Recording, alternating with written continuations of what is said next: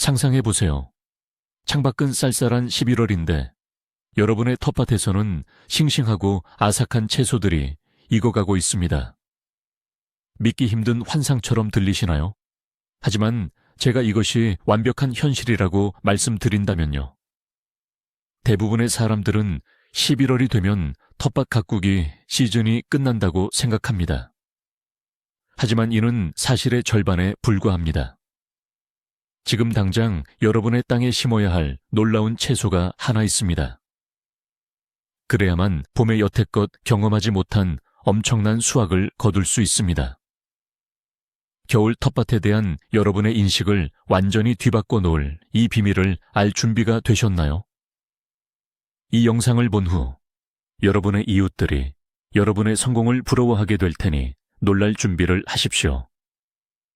수세기 동안 농부들은 수확 시기를 연장하고 추운 계절에도 신선한 농산물을 확보할 방법을 모색해 왔습니다. 예를 들어 고대 로마인들은 티베리우스 황제를 위해 오이를 재배하려고 운모로 만든 온실을 사용했습니다. 그리고 러시아의 우리 조상들은 월동 파종을 적극적으로 활용했죠. 이것은 단순한 전통이 아니라 자연의 순환과 식물에 숨겨진 잠재력에 대한 깊은 지식입니다. 월동 파종의 핵심은 씨앗이 차가운 토양에서 자연적인 저온 처리, 스트라티피케이션을 거치면서 병충해에 더 강해지고 더욱 일찍 튼튼한 수확물을 제공한다는 데 있습니다. 오늘 우리는 바로 이 현상, 그리고 단 하나의 특정 채소가 이 전략에 얼마나 완벽하게 들어맞는지에 대해 이야기해 볼 것입니다. 자, 이제 그 비밀을 공개할 시간입니다. 모두 준비되셨나요?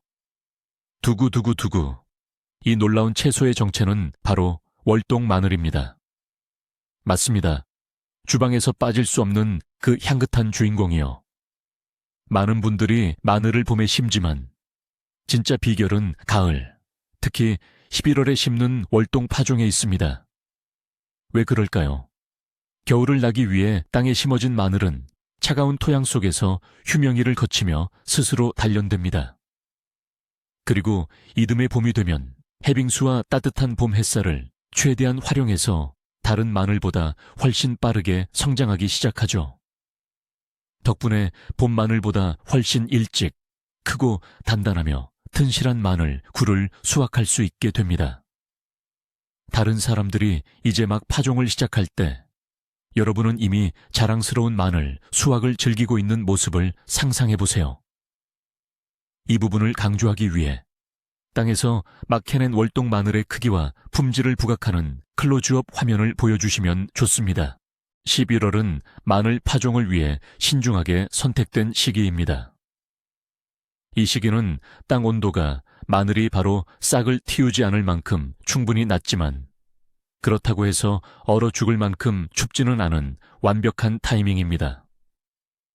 중요한 것은 혹독한 강추위가 오기 전에 뿌리는 확실히 내리게 하되 녹색 싹은 올리지 못하도록 하는 것입니다.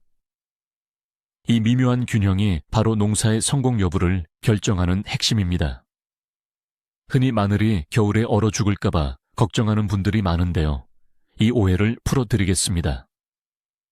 적절한 준비와 품종 선택만 잘한다면 마늘은 추운 겨울을 아주 훌륭하게 이겨낼 수 있습니다. 이 단계에서는 최적의 환경 조건을 시각적으로 확인하기 위해 해당 지역의 온도 지도나 11월 평균 온도 그래프를 함께 보여드릴 수 있습니다.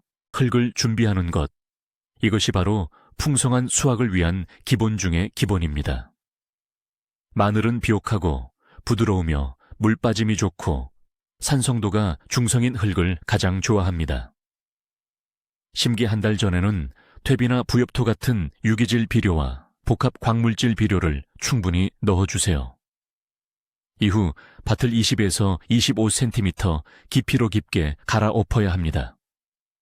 하지만 덜 숙성된 생거름은 반드시 피해야 합니다. 생거름은 병충해를 유발하고 마늘 수확물의 저장성을 크게 떨어뜨릴 수 있기 때문입니다. 이것은 단순한 조언이 아니라 성공적인 텃밭 가꾸기의 기본 원칙, 즉 불변의 진리와 같습니다. 여러분의 흙이 부드럽고 폭신해져서 미래의 수확물을 맞이할 준비가 되었다고 상상해 보세요. 이 부분에서 밭을 올바르게 갈아엎고 비료를 시비하는 과정을 보여주시면 좋습니다. 품종 선택 역시 중요한 포인트입니다. 가을에 심는 마늘, 월동 마늘은 반드시 겨울을 나는 품종을 선택해야 하며, 이 품종들은 꽃대가 올라오는 줄기형과 꽃대가 없는 비줄기형으로 나뉩니다. 줄기형 품종은 꽃대 끝에 주와 씨 마늘과 달리는 반면, 비줄기형 품종은 그렇지 않습니다. 중요한 것은 여러분의 지역에서 재배 성공이 입증된, 즉 지역 적응성이 좋은 검증된 품종을 선택하는 것입니다. 예를 들어 류바시아, 콤소몰레츠, 보가티르와 같은 품종들이 있습니다. 파종할 때에는 크고 건강하며 손상되지 않은 마늘 쪽 종구를 골라야 합니다. 이것은 단순한 씨앗이 아니라 여러분의 풍요로운 미래 수확을 위한 투자입니다. 화면을 참고하여 이처럼 다양한 월동 마늘 품종의 특성을 자세히 살펴보고 시각적으로 비교해 보시기 바랍니다. 올바른 마늘 심기 방법에 대해 알려드리겠습니다. 먼저 마늘 한 통, 굴을 낱개 쪽으로 분리해 주세요. 이때 껍질은 벗기지 말고 그대로 두셔야 합니다. 심을 마늘 쪽은 썩거나 손상된 부분 없이 반드시 건강하고 튼튼한 것을 골라야 합니다. 심는 깊이는 쪽마늘의 뾰족한 끝부분이 흙 표면에서 3-5cm 정도 덮이도록 합니다. 보통 마늘의 밑동, 뿌리가 나올 부분 기준으로 땅속에 7cm 깊이로 심으면 적당합니다. 쪽마늘 간 간격은 10에서 5cm가 적당하며 줄간 간격, 열 사이 간격은 20에서 25cm로 유지해 주세요. 가장 중요한 것은 마늘 쪽을 반드시 수직으로 세워서 뿌리가 나올 밑동 부분이 아래를 향하도록 심어야 한다는 점입니다. 그냥 땅에 던지듯 심지 마시고 마치 풍성한 수확을 위한 기초를 다지듯이 정성껏 조심스럽게 하나하나 놓아 심으셔야 합니다. 지금부터 마늘통 분리하는 법과 쪽마늘을 올바르게 심는 깊이 등 정확한 심기 기술을 시연하며 보여드리겠습니다. 심고 나면 밭에 물을 흠뻑 주세요.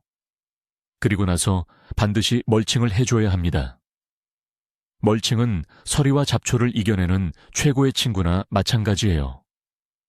낙엽이나 집, 톱밥 또는 퇴비를 5에서 10cm 두께로 덮어주세요. 멀칭은 토양이 얼지 않도록 보호하고 수분을 보존하며 시간이 지나면서 서서히 분해되어 흙에 영양분을 풍부하게 공급해줍니다. 마치 여러분의 미래 식물들을 위한 따뜻한 이불과도 같습니다. 멀칭이 밭을 덮어 마늘에게 아늑하고 안전한 보금자리를 만들어주는 모습을 상상해 보세요. 화면 전환 및 시각 자료 요청. 밭을 멀칭하는 클로즈업 화면과 다양한 종류의 멀칭제를 보여주세요. 이제 해충과 병충해 방제에 대해 알아보겠습니다. 월동 마늘은 자연적인 저온 처리 덕분에 일반적으로 병충해에 더 강한 편입니다. 그렇다고 해도 예방 조치는 항상 중요합니다. 심기 전에 마늘 쪽을 과망간산 칼륨 용액이나 피토스포린 용액에 담가 소독할 수 있습니다. 봄에 싹이 튼 후에는 정기적으로 식물을 살펴봐야 합니다. 질병이나 해충의 징후를 발견했다면 즉시 조치를 취하십시오. 시기적절한 대응이야말로 건강한 수확을 보장하는 핵심입니다. 월동 마늘은 병에 절대 걸리지 않는다는 오해는 없애야 합니다. 단지 일반 마늘보다 더 강할 뿐이라는 점을 강조해 주세요. 화면 구성, 건강한 마늘 쪽, 병든 마늘 쪽 방제약품.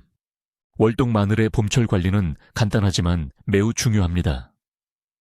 눈이 녹자마자 멀칭 재료를 걷어내서 땅이 빨리 따뜻해지도록 해주셔야 합니다. 새싹이 올라오기 시작하면 질소질 비료를 사용하여 마늘의 영양분을 충분히 공급해 주세요. 이는 마늘이 왕성하게 자랄 수 있는 강력한 성장 동력이 될 것입니다. 뿌리가 숨 쉴 수 있도록 밭의 잡초를 주기적으로 제거하고 흙을 부드럽게 갈아엎어 주십시오. 물은 적절히 주되 가뭄이 심할 때는 특히 신경 써서 관리해야 합니다. 절대 게을리하지 마세요. 이 간단한 노력이 여러분에게 분명 풍성한 수확으로 보답할 겁니다. 자, 그럼 멀칭 제거, 비료 주기, 그리고 흙 갈아엎기를 정확히 어떻게 해야 하는지 직접 시연해 보겠습니다. 자, 이제 마늘종에 대해 이야기해 볼까요? 꽃대가 올라오는 품종의 마늘을 키우신다면 마늘종이 약 10에서 10m 정도 자랐을 때 반드시 제거해 주셔야 합니다. 이걸 그대로 두면 식물이 씨앗을 만드는데 힘을 다 쏟아버려서 정작 중요한 마늘통을 키우는데 에너지를 쓰지 못합니다. 다만 번식을 위해 씨앗을 얻고 싶은 경우가 아니라면 말이죠. 마늘종을 꺾을 때는 잎을 다치게 하지 않도록 조심스럽게 제거해 주세요. 이건 마치 과일나무를 가지치기 하는 것과 같습니다. 최대 수확을 위한 필수적인 작업이죠. 식물에 손상을 주지 않으면서 마늘종을 올바르게 제거하는 방법을 시연해 드릴 수 있습니다. 월동 마늘은 보통 봄 마늘보다 2-3주 정도 빠른 6월 말에서 7월 초에 수확합니다. 마늘이 다 익었다는 신호는 아래잎이 노랗게 변하면서 쓰러지고 꽃대가 올라오는 품종은 꽃 주머니가 벌어지는 겁니다. 수확 시기를 놓치면 마늘 알이 풀어지기 시작해 저장성이 크게 떨어지므로 너무 오래 땅속에 두지 않도록 주의해야 합니다. 맑은 날 마늘을 캔 후에는 흙을 조심스럽게 털어내고 통풍이 잘 되는 그늘진 곳에 펼쳐서 완전히 건조해 줍니다. 이제 당신이 그동안 애써 노력했던 결실을 거둘 차례입니다. 마늘을 1-2주 정도 충분히 건조한 후에는 마늘 구근에서 5반 내지 7cm 정도만 남기고 줄기를 잘라내고 뿌리도 깔끔하게 제거해 주세요. 마늘은 건조하고 서늘하며 통풍이 잘 되는 곳에 보관해야 합니다. 보관하기 이상적인 온도는 섭씨 2도에서 5도 사이입니다. 마늘을 엮어 묶거나 망에 담거나 상자 또는 밀가루나 소금과 함께 병에 넣어 보관할 수도 있습니다. 올바른 저장 방식을 통해 다음 수확 시기까지 신선한 마늘을 즐길 수 있습니다. 이 향긋한 보물이 여러분의 저장 공간을 가득 채운다고 상상해 보세요. 시청자들이 자신에게 적합한 방법을 선택할 수 있도록 다양한 마늘 보관 방법을 보여주세요. 가을에 마늘을 심는, 즉 월동 마늘 재배의 장점은 무엇일까요? 첫째, 수확 시기가 훨씬 빨라집니다. 남들이 이제 막 밭을 갈고 씨앗을 심을 때 우리는 이미 탐스러운 마늘을 거두고 있는 거죠. 둘째, 월동 마늘은 일반적으로 알이 굵고 맛과 향이 더욱 진합니다. 셋째, 자연적인 단련 과정을 거치기 때문에 병충해에 더 강한 저항력을 갖게 됩니다. 넷째, 가장 바쁜 봄철에 밭에 할 일이 너무 많잖아요. 가을에 미리 심어두면 귀한 봄 시간을 아낄 수 있습니다. 이것은 단순한 이득이 아니라 전략적인 우위라고 할 수 있습니다. 다른 농부들이 이제 막 작업을 시작할 때 혼자 풍성한 마늘을 수확하며 기뻐하는 행복한 텃밭 주인의 모습을 상상해 보세요. 하지만 몇 가지 염두에 두어야 할 특징들도 있습니다. 보통 월동 마늘은 봄 마늘에 비해 저장성이 조금 약한 편입니다. 이는 마늘 자체의 생물학적 특징 때문에 발생하는 현상입니다. 따라서 마늘을 내년 봄까지 오랫동안 보관할 계획이라면 봄 마늘 품종을 심을 밭을 따로 확보해 두는 것이 좋습니다. 하지만 갓 수확한 것을 생으로 바로 먹거나 통조림 혹은 각종 저장 음식으로 만들 때에는 월동 마늘이 아주 이상적입니다.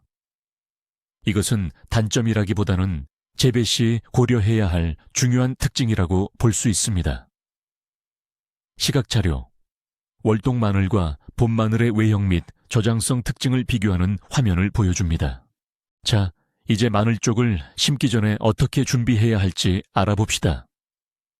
마늘 전체에서 가장 크고 건강한 쪽, 특히 뿌리 쪽에 가까운 아랫부분의 쪽들만 골라야 합니다. 이 쪽들이 영양분을 가장 많이 품고 있기 때문에 나중에 가장 튼실한 수확을 보장해 줍니다. 심기 전에 마늘 쪽을 약한 과망간산 칼륨 용액이나 잿물, 우린 물에 몇 시간 동안 담가두는 것이 좋습니다. 이 과정은 파종할 씨 마늘을 소독하고 발화를 촉진하는 데 큰 도움이 됩니다. 마치 각각의 마늘 쪽이 땅속으로 들어가기 전에 에너지를 듬뿍 충전하는 모습을 상상해 보세요.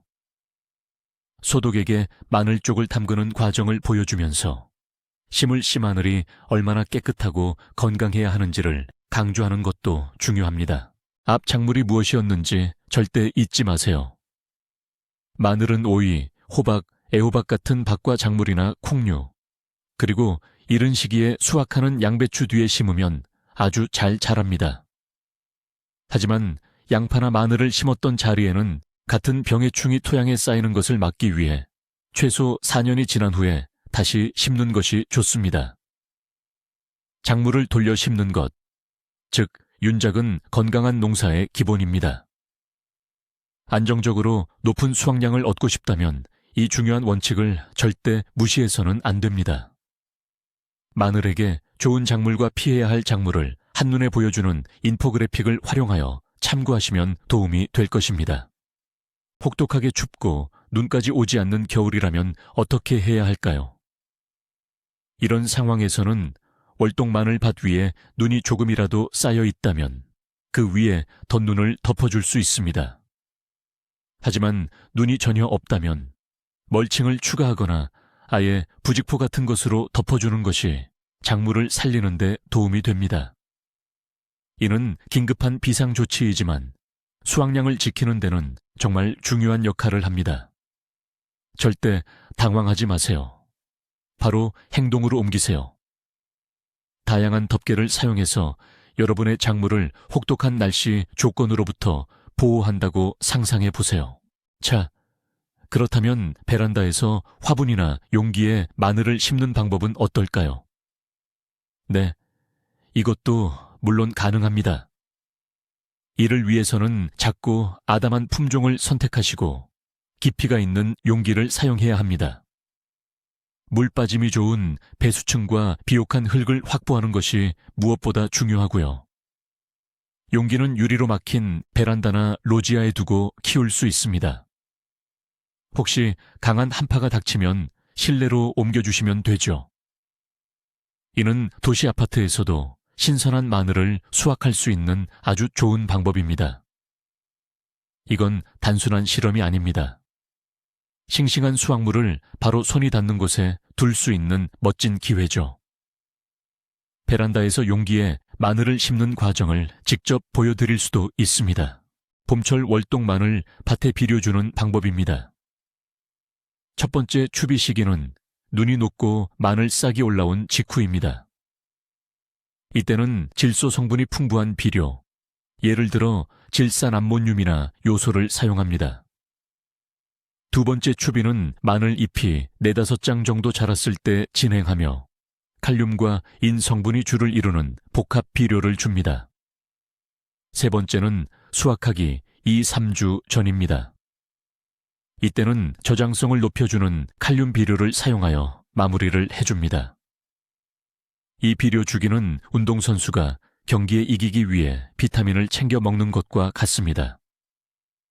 이 과정을 통해 마늘은 제대로 된 힘을 얻게 됩니다. 마늘에 비료를 주는 과정이나 다양한 비료의 종류, 그리고 실제 사용법을 시각적으로 확인해 볼 수 있습니다. 물주기 또한 빼놓을 수 없는 중요한 관리 포인트입니다. 봄철 마늘이 싹을 틔우고 깨어난 후에는 적당한 양의 물이 필요합니다. 특히 봄 가뭄이 심할 경우 더욱 신경 써야 합니다. 왕성하게 성장하는 시기에는 물이 고이지 않도록 주의하면서 규칙적으로 물을 주어야 합니다. 마늘 수확을 한 달 앞두고는 물 주는 것을 멈춥니다. 그래야 마늘구가 잘 여물고 저장성도 높아집니다. 물을 너무 많이 주면 마늘이 썩거나 전체적인 품질이 떨어질 수 있습니다. 이것은 세심한 주의가 필요한 미묘한 균형입니다. 마늘을 과습 없이 제대로 물 주는 방법을 시각적으로 보여드리겠습니다. 그리고 기억하십시오. 성공적인 텃밭 가꾸기는 단순히 지식에서 오는 것이 아니라 땅을 사랑하는 마음에서 시작됩니다. 마늘 한쪽을 심고 물을 주고 잡초를 뽑는 모든 행동 하나하나가 바로 여러분의 미래 수확에 대한 소중한 투자입니다. 이 과정을 즐기시고 자연이 만들어내는 기적을 직접 눈으로 확인하며 여러분의 손으로 직접 키운 신선한 작물을 통해 기쁨을 만끽하세요. 텃밭 가꾸기는 단순한 노동을 넘어섭니다. 이것은 삶의 방식이자 하나의 온전한 철학입니다. 밭에서 일하는 매 순간을 즐기면서 땀 흘려 얻은 노동의 결실로부터 깊은 만족감을 얻는 모습을 상상해 보십시오. 자, 드디어 가을 텃밭의 가장 큰 비밀을 밝혀냈습니다. 11월에 심는 단 하나의 채소가 여러분에게 놀라운 수확을 안겨주고 이웃들을 깜짝 놀라게 하며 엄청난 즐거움을 선사할 수 있습니다. 바로 월동 마늘, 즉 가을 마늘입니다. 까다롭지 않으면서도 보답이 확실한 텃밭의 고마운 작물이죠. 이제 여러분은 흙 준비부터 수확까지 모든 미묘한 팁과 노하우를 알게 되셨습니다. 남들은 신선한 채소를 꿈만 꿀 때 여러분이 크고 알이 굵은 마늘을 캐내는 순간을 상상해 보세요. 분명 엄청난 성공에 스스로 자랑스러움을 느끼실 겁니다. 끝까지 시청해 주셔서 감사합니다. 이 팁들이 여러분의 새로운 텃밭 도전에 영감을 주었기를 바랍니다. 영상이 마음에 드셨다면 꼭 좋아요를 눌러주시고 새로운 유익한 영상을 놓치지 않도록 채널 구독도 부탁드립니다. 그리고 물론 댓글도 남겨주세요. 여러분의 경험을 공유해 주세요. 여러분은 가을에 마늘을 심으시나요? 어떤 품종을 선호하시나요? 그리고 여러분이 생각하기에 11월에 심을 만한 또 다른 비밀스러운 채소는 무엇인가요?